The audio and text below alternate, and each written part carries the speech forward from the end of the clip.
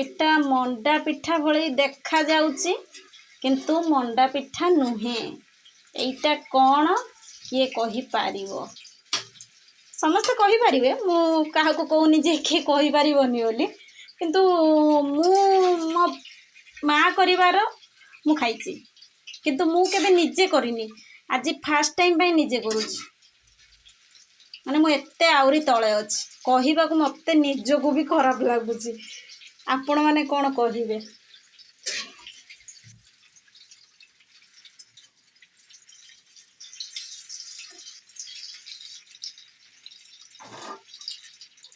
ତେଲ ଟାଣି ନେବ ତ, ସେଥିପାଇଁ ଟିକେ ଟିକେ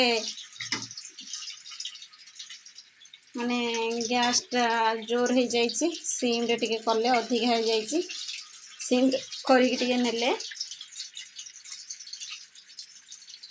ଇଏ ଗୋଟେ ପିଲା କହିଲା ମୁଁ ଖାଇବି, ଦେଲି ଯେମିତି ଦେଖ ଛାଡ଼ିଛି, ଖାଉନାହିଁ।